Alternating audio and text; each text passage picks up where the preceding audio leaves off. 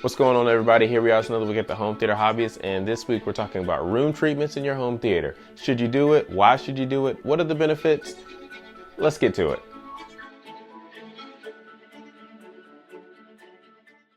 Okay, so before we start talking about room treatments, I want to thank all of you who have been watching the channel and also supporting us using the Amazon link. Your purchases there have really helped us, and we thank you a lot. For those of you who don't know, if you want to support the Home Theater Hobbyist channel, you can either support us at patreon.com/hometheaterhobby, or you can use that Amazon link in the description below. Either one totally helps us, so we thank you for that. Now let's move on to room treatments. The first question people ask is, should I treat my room? The resounding answer is yes. You definitely should treat your room sonically. And the main reason you want to do this is because you want to get the most you can out of the speakers you've already purchased. And you're like, well, I paid, $1 million for my speakers. You still want to treat your room. And if you paid $1 million, you definitely want to treat your room because you want to get the best out of it. Now, I'm going to give you two quick examples. If you bought speakers and you put them in a bathroom, and it's a totally tiled bathroom, all hard surfaces everywhere, and you turn the volume up on your favorite song, your favorite movie, doesn't really matter, it would sound like garbage. You'd be like, man, this sounds terrible in here. And the reason is because you have the frequencies coming out of your speakers, the sound coming out of your speakers, is hitting walls everywhere, and it's reflecting back to your ears, and it sounds horrible. So most people, when they think about this, they're like, oh, well, I got to put foam everywhere. So they cover their room in foam. And that's not what you want either. You've basically created what's known as an anechoic chamber. You don't want that in your room because our hearing, when we listen to things, we actually use reflections to figure out where things are, to locate things. Think about it. Whenever you have heard a sound and you weren't really sure what direction it was coming from, you would turn your head just a little bit. And with that, your ears and your brain are working together to triangulate the sound based on the reflections as you turn. Right? So you definitely want to have some reflections in your room, but you don't want it to be all reflections. So if the bathroom is a 0% treated situation and your anechoic chamber is a 100% treated, you want to be somewhere in the middle. A lot of experts say you want to have your room treated anywhere from 20% to about 80% room treatments or something like that, doing something to the room other than just have natural reflections. So we're going to talk about those things, and let's get into it. So why do you want to actually treat your room? If you were to run an audio analysis on your room, you get a frequency response graph. And your frequency response graph, non-treated, may look something like this. Hopefully you guys can see this. You've got high highs, you've got lows, you've got all sorts of things going on in your room. And so you can't really hear certain things. It's not as clear sonically.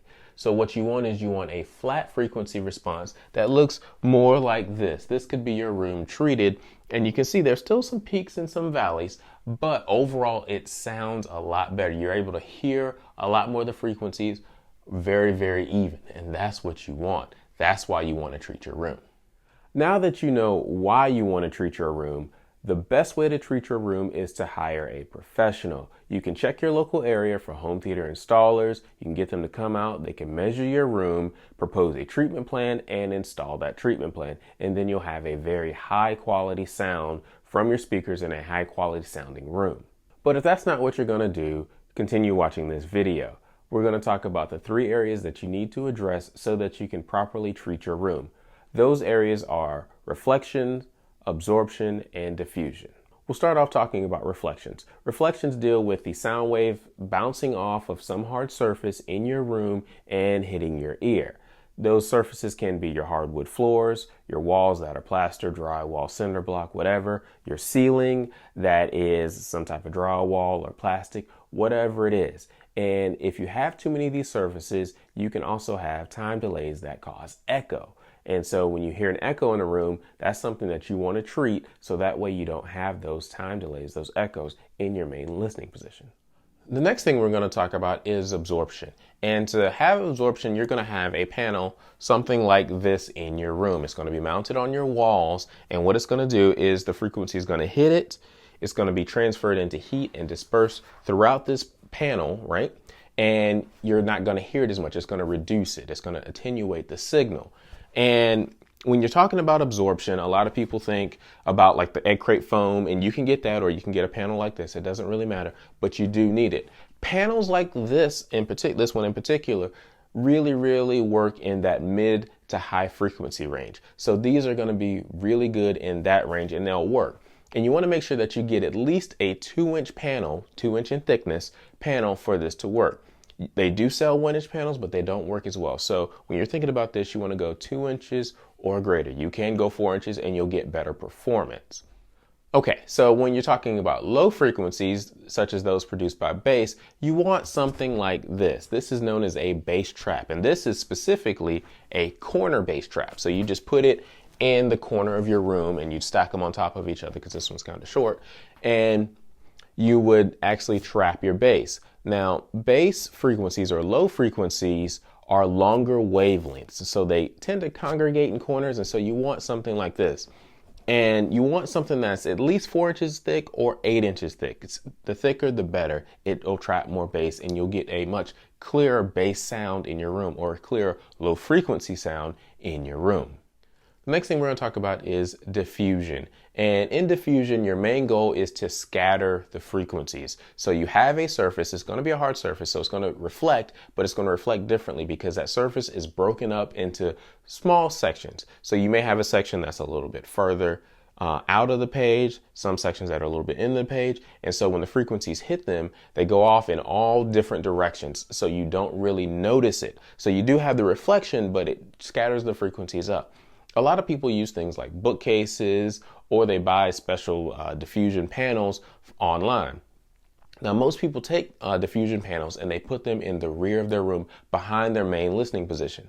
And one rule of thumb with doing that is you want to make sure that you have at least 8 feet, more like 10 feet in between your back wall and your main listening position whenever you use some sort of diffusion type situation. That way it has time to scatter out and you won't really be able to pinpoint the frequencies.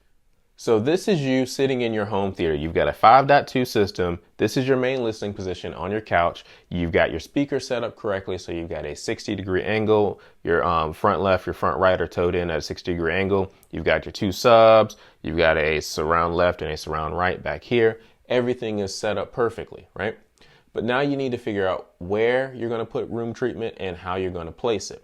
The first thing you want to do is you want to find out where your first reflections are going to be. That is the first hard surface that the frequencies are going to hit from your speakers. And let me show you quickly how you can find that. So how do you find the first reflections in your room? Well, first of all, there's a few things you're going to need. The first thing you're going to need is a handheld mirror like this one. You're going to need a friend or a buddy to help you out, and you're going to need some Post-it notes. So what you do is you or your buddy sit in the main listening position. Then the other person takes the mirror and they put it flat up against a wall. Pick any wall, doesn't really matter. And what they're going to do is they're going to move it right to left, up and down, until you sitting in your main listening position sees a speaker in that mirror. Once you see a speaker, they'll hold the mirror here, they'll take a Post-it note, and they'll put it there. And what that means is that's a place where you're going to put one of your acoustic panels. So you'll go all the way around your room. You can also do the floor and you can do the ceiling. That way you can make sure that you've got at least the first point of reflection for all of your speakers. So you found your points of first reflection. So let's start installing your absorption panels and your diffusion panels to figure out exactly how your room's going to look. The first and easiest thing to do is install your bass traps, because they're going to go in the corners like that. So they're all in the corners of your room from floor to ceiling. They sound good. They're at least 4 inches thick, maybe even 8 inches thick, so you get good absorption there. So you got your bass traps in. Next, you want to go ahead and put in your acoustic panels. From your first reflection analysis or review, you found out that you could see your front left speaker over here, and you can see your center speaker over here. And on the other side of your wall, same thing, here and here. Okay, so you've got that. You've got your panels there. One thing we will say about putting these panels in is you want to make sure they are at ear level, so that way you're getting the best thing or the best absorption out of it, right? You can see them and you want to make sure they're pretty close to ear level with where you're sitting. Now you've done that and you realize that you can see your Surround left back here along this back wall here, surround right up here somewhere, and you want to make sure that you contain any frequencies that may be bouncing off the wall from your front left and your front right. So you put a panel back here and you put a panel back here. So everything works out really well. Oh, and you need one on the back of your center channel as well. So there you go. Now you've just got the rear of the room to worry about. And like we said before, for the rear, a lot of people will make sure they do something to diffuse the signal. So you put in some diffusion panels here. They're different heights, different widths. Maybe a bookcase would work as well. And so all of a sudden you've got a nice diffuse frequency pattern there. So you've got that going for you.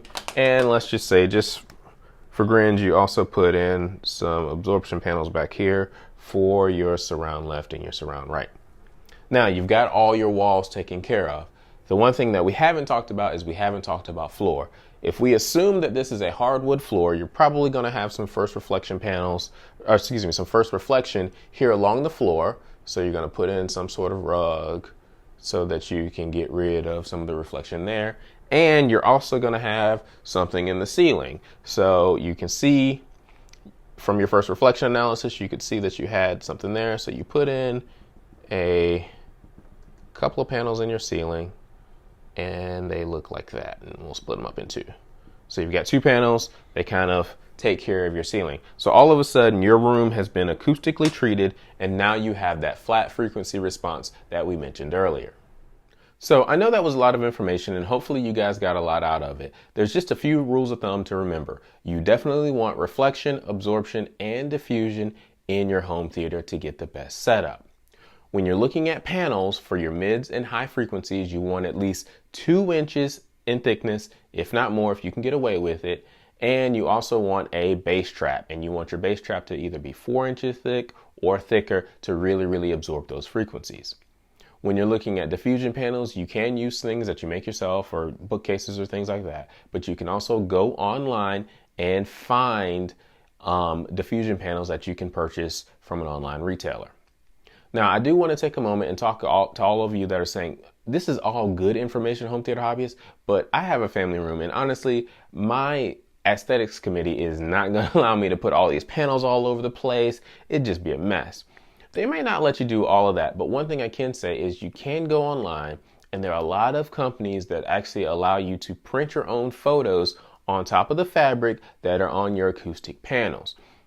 So it would be an aesthetically pleasing way to get a few panels in, and a few panels is still better than no panels. So whatever you can do in your room, try to do it the best you can, of course. And if you just want to go egg crate foam, that's fine too. Whatever really works for you. But treating your room definitely will help you get the best out of your home theater and out of your sound. Thank you guys for watching. Please like, subscribe, comment, consider supporting us at patreon.com/hometheaterhobby or use that Amazon link in the description below. We'll talk to you next time.